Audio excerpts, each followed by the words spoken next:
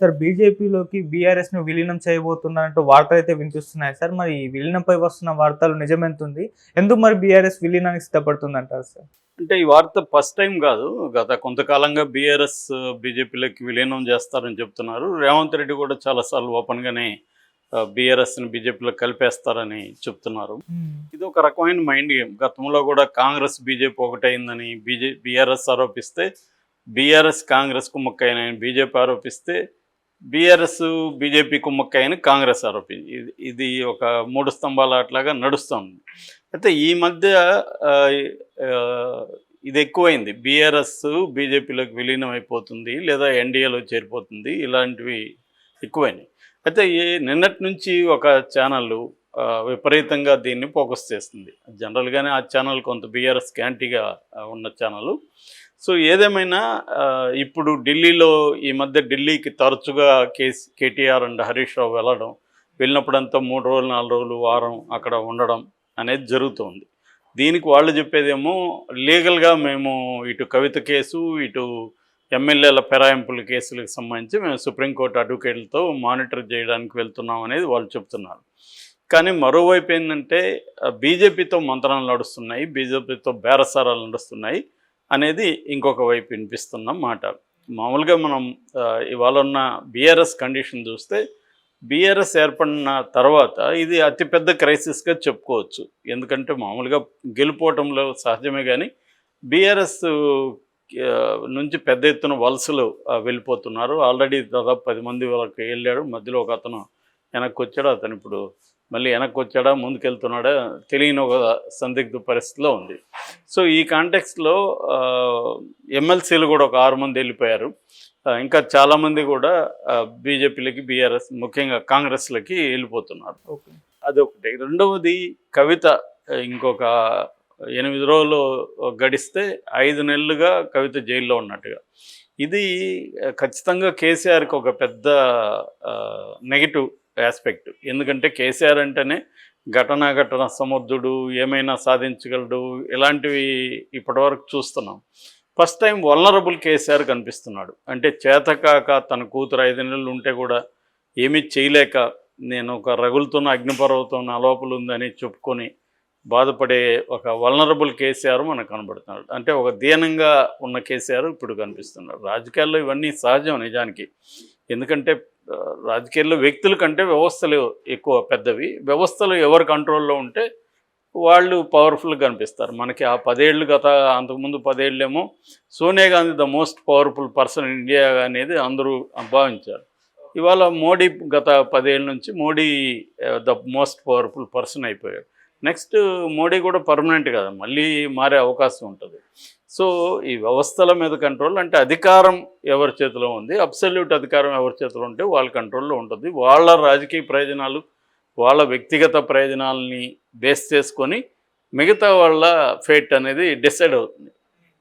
మొన్నటి వరకు చంద్రబాబు చాలా వల్నరబుల్గా ఉన్నాడు, జగన్ స్ట్రాంగ్గా ఉన్నాడు. ఇవాళ రివర్స్ అయింది.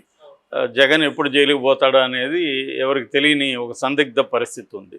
సో అలాగే ఇక్కడ బీఆర్ఎస్ పరిస్థితి ఏంటంటే, ఒక పక్క గ్రౌండ్ లెవెల్లో పట్టుపోవడం, రెండో వైపు మోడీకి యాంటీ అయిపోవడం, మోడీ బలంగా యాంటీగా మారడం, మోడీకి దేశవ్యాప్తంగా ఉన్న ప్రయోజనాల్లో ఈఎంఐ ఫిట్ కావడం. అక్కడ మోడీకి ఏంటంటే బీఆర్ఎస్ కంటే కూడా అక్కడ కేజ్రీవాల్ దెబ్బతీయడం ప్రధానంగా. కేజ్రీవాల్ లిక్కర్ కుంభకోణంలో ఇటు బీఆర్ఎస్ని, అటు వైసీపీ నాయకులను కూడా వాళ్ళు ఇరికిచ్చారు. అంటే ఒక బిలీవబుల్ నెరేటివ్ని కన్స్ట్రక్ట్ చేయాలంటే ఓన్లీ కేజ్రీవాల్ మీద టార్గెట్ చేయకుండా వైసీపీకి సంబంధించిన ఒక ఎంపీ కొడుకు, ఇంకొక ఎంపీ వాళ్ళ తమ్ముడు, అల్లుడు, ఇలాగా పెట్టారు దాంట్లో. సో ఈ నేపథ్యంలో కేసీఆర్ ముందున్న ఫస్ట్ కర్తవ్యం కూతుర్ని బయటికి తీసుకురావాలి. సెకండు, తను పార్టీని నిలబెట్టుకోవాలి. పార్టీని నిలబెట్టుకొని 5 ఏళ్ళు ఉనికిలో ఉండడం అనేది ఇంపార్టెంట్. సో ఇవి జరగాలంటే మోడీ అండలేకపోతే జరిగే పరిస్థితి లేదు. ఇప్పటివరకు ఏంటంటే బ్యాడ్ పీరియడ్ నడుస్తుంది, నెక్స్ట్ వర్స్ట్ పీరియడ్కి వెళ్తుంది. బ్యాడ్ వర్స్ట్ అంటాం కదా. సో వర్స్ట్ పీరియడ్ ఏంది? కేసీఆర్ జైలుకి వెళ్ళే అవకాశం ఉంది, కేటీఆర్ జైలుకి వెళ్ళే అవకాశం ఉంది, హరీష్ రావు జైలుకన్నా వెళ్ళొచ్చు, లేకపోతే పార్టీ అయినా మారిపోవచ్చు. ఇలాంటి ఒక కండిషన్ అయితే బీఆర్ఎస్లో ఉంది. సో రాబోయే ప్రమాదాన్ని నివారించాలి, ఉన్న సంక్షోభాన్ని లో నుంచి బయటపడాలి. ఈ 2 కర్తవ్యాలు కేసీఆర్ ముందు ఉన్నాయి. సో దీనికి కేసీఆర్ ఏం చేయగలడు? ముందు నుంచి కూడా బీజేపీని ఎవరైనా కూడా ఈ సిచ్యువేషన్ వచ్చినప్పుడు పవర్లో ఉన్న వాళ్ళకి సరెండర్ అయిపోవడమే మార్గం, వేరే ఏమీ లేదు. నువ్వు ధిక్కరించి జైలుకి వెళ్ళాలి. ఇప్పుడు అలాగా మన కేజ్రీవాల్ ధిక్కరించాడు, జైలుకి వెళ్ళాడు. ఆయన సరెండర్ అయ్యే పరిస్థితి ఆయనకి లేదు. సో సరెండర్ అయ్యే పరిస్థితి ఉన్నప్పుడు సరెండర్ బెస్ట్ ఆప్షన్. మన ఆంధ్రప్రదేశ్లో తీసుకుంటే చంద్రబాబు సరెండర్ అయ్యాడు, జగన్ సరెండర్ అయ్యాడు. ఇక్కడ కేసీఆర్ గతంలో కొంత ప్రోగానే ఉన్నాడు, కానీ తర్వాత యాంటీగా మారడం, దేశవ్యాప్తంగా పార్టీని పెడతానని బయలుదేరడం, దీంతో మోడీ తను తొక్కేయాలని డిసైడ్ అయ్యాడు. సో ఈ కాంటెక్స్ట్లో ఇప్పుడు ఏంటంటే కేసీఆర్ ముందున్న కర్తవ్యం మోడీని సరెండర్ అవ్వాలన్నా కూడా అవతలోడు యాక్సెప్ట్ చేయకుండా మనం అవ్వలేం. సో ఎందుకంటే వాళ్ళకి అవసరం ఉండాలి, నీ సరెండర్ వల్ల వాళ్ళకు ఉపయోగం ఉండాలి, అప్పుడే నీ సరెండర్ని వాళ్ళు ఒప్పుకుంటారు తప్ప రాజకీయాల్లో నేను సరెండర్ అవుతాను నీ కాళ్ళు పట్టుకున్నా అంటే కాళ్ళు ఇవ్వడు, అందరికీ కాళ్ళు ఇవ్వరు. సో అలాగే ఇప్పుడు కేసీఆర్ దగ్గర ఆఫర్ చేయడానికి ఏముంది? కేసీఆర్ దగ్గర ఆఫర్ చేయడానికి 2 ఉన్నాయి. ఒకటేమో రాజ్యసభ సభ్యులు ఇక్కడ పార్టీని విలీనం చేసేయడం ద్వారా బీజేపీ బీఆర్ఎస్ కలిసిపోతే కాంగ్రెస్ని ఎదుర్కొని నెక్స్ట్ ఎన్నికల్లో బీజేపీ అధికారంలోకి వచ్చే అవకాశం ఉంది. ఆల్రెడీ 4 ఏళ్ళు మనం పోరాడితే మందే అధికారం అని కిషన్ రెడ్డి నిన్న కూడా స్టేట్మెంట్ ఇచ్చాడు. సో ఆ అవకాశం అయితే ఇక్కడ ఉంది. ఎందుకంటే బీజేపీ కూడా రోజు రోజు స్ట్రాంగ్ అవుతుంది. మొన్న ఎంపీ ఎలక్షన్లో ఈక్వల్గా ఎంపీ సీట్లు తెచ్చుకోగలిగింది. సో బీఆర్ఎస్ బలం కూడా దానికి యాడ్ అయితే కాంగ్రెస్ని ఎట్లాగో ఈ 4 ఏళ్లలో రాబోయే 4 ఏళ్లలో కాంగ్రెస్ వ్యతిరేకత ఖచ్చితంగా పెరుగుతుంది. సో పెరిగి దాన్ని ఉపయోగించుకుంటే వీళ్ళు అధికారంలోకి వచ్చే అవకాశం ఉంది. సో అప్పుడేమవుతుందంటే కేసీఆర్ సేఫ్ అవుతాడు, కవిత బయటకు వస్తుంది, మళ్ళీ అధికారాన్ని పంచుకోవచ్చు ఇక్కడ. సో ఇది ఇప్పుడు కేసీఆర్కి ముందున్న అంటే ఆప్షన్స్ ఎక్కువ ఉండవు ఎవరికైనా కూడా. ఉన్న ఆప్షన్స్లో బెటర్ ఆప్షన్ ఏదనేది తేల్చుకోవాలి తప్ప తాము కోరుకున్న ఆప్షన్లు ఏమి జరగవు. సో ఇప్పుడు కేసీఆర్ ముందున్నది అయితే అదే.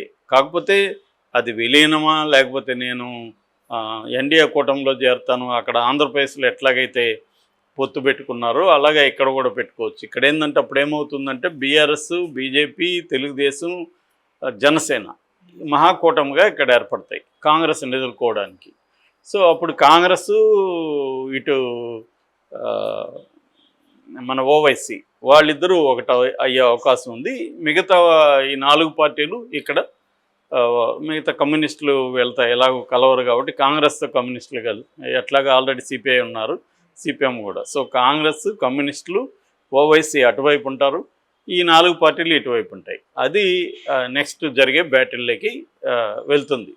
సో ఈ సిచ్యువేషన్ ఏర్పడే అవకాశాలు అయితే బలంగా ఉన్నాయి. అది విలీనమా లేకపోతే ఎన్డీఏలో కూటమిలో చేరుతారా అనేది తెలీదు. విలీనం అయితే మాత్రం కేసీఆర్ పొలిటికల్ లైఫ్ అయితే క్లోజ్ అయిపోయే అవకాశం ఉంది. ఎందుకంటే బీజేపీలో ఒకసారి విలీనం అయిపోయినాక అక్కడ గుంపులో గోయింది అయిపోతారు కేసీఆర్కి. అక్కడ బీజేపీలో ఆయన్ని పెద్దపీట వేయాల్సిన అవసరం బీజేపీకి లేదు కాబట్టి ఆయన అక్కడ సరెండర్ అయిపోయి గుంపులో గోవింద అయ్యేలాగా ఉండాల్సి వస్తుంది. కనీసం ఎన్డీఏ కూటమిలో ఉంటే కొంతవరకు ఆయనకి పరువు నిలబడుతుంది. రేపు పొద్దున పవర్ వచ్చినా ఏ డిప్యూటీ సీఎం కన్నా కేసీఆర్ని కేసీఆర్ లేకపోతే ఆయనకి ఇంట్రెస్ట్ లేకపోతే కేటీఆర్ని డిప్యూటీ పవన్ కళ్యాణ్ రోలు ఇక్కడ పోషించే అవకాశం ఉంటుంది. ఒక గౌరవనీయమైన ఇది పరిస్థితి ఉంటుంది.